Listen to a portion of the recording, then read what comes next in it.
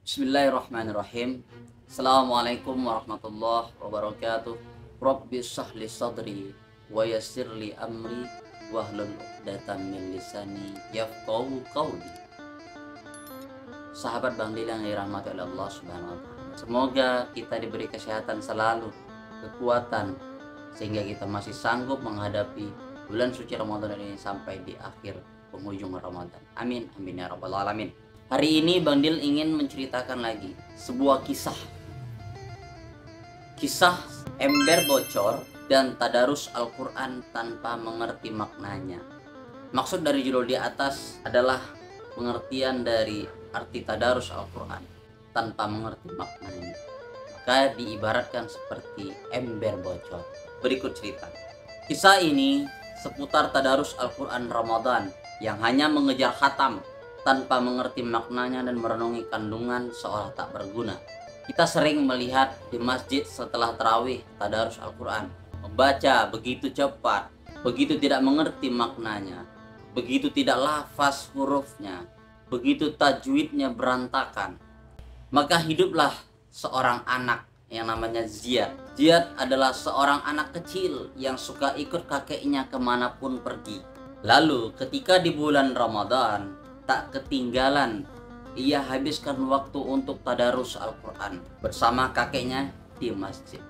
Pada saat kakeknya ikut ke masjid untuk melakukan sholat tarawih berjamaah dan ibadah lainnya, karenanya dia tumbuh menjadi anak soleh dan akrab dengan tradisi agama. Suatu malam setelah sholat tarawih, kakek dan Ziyad mengikuti tadarus Al-Quran di masjid seperti kebiasaan di bulan suci Ramadan tahun sebelumnya. Namun, sekarang ada hal yang mengganjil di hatinya. Lalu si anak kecil si Ziyad tadi bertanya kepada kakeknya, "Bagaimana sih kek? Kek terus saja membaca Al-Quran, tidak hafal dan tidak tahu makna artinya. Apa faedahnya?" Tanya Ziyad kepada seorang kakek. Pulanglah seorang kakek dan si Ziyad. Sesampai di rumah, tak lama kemudian kakek juga merespon pertanyaan cucu kesayangannya. "Lihat Ziyad, itu ada ember bocor, boleh bawa ke sini." Lalu si Ziyad pun segera mengambilnya dan membawanya kepada kakeknya. Tapi ternyata ember itu sangat kotor dan banyak debu. Lalu kakeknya berkata, "Ziyad, masukkan air ke dalam ember itu." Baru kata si Ziyad anak kecilnya, "Iya, siap kakek." Meskipun terus diisi air oleh si Ziyad, ember itu tidak dipenuhi air.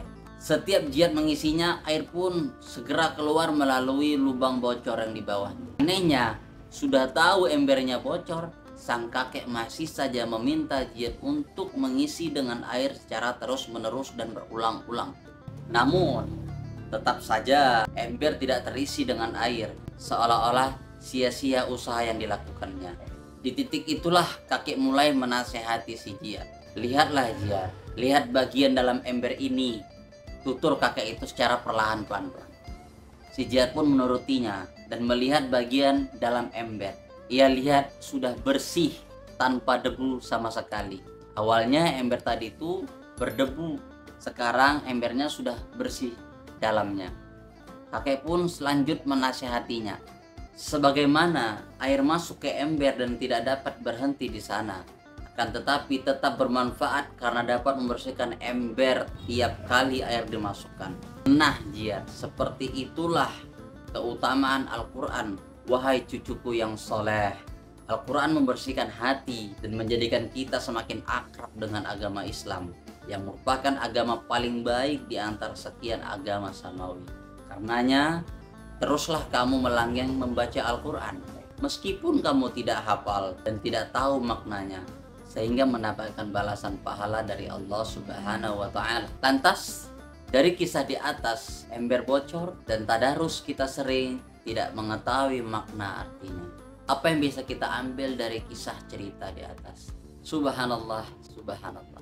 Yang bisa kita ambil dari kisah di atas tadi adalah tadarus Al-Quran yang kadang kita hanya mengejar khatam seperti pada umumnya yang dilakukan seolah-olah terkesan tapi tak berguna. Ternyata itu dapat membersihkan hati dan mendatangkan pahala. Terlebih-lebih kita lakukan di bulan suci Ramadan, yaitu bulan yang mulia, bulan yang penuh agung, bulannya yang bulan turunnya Al-Quran.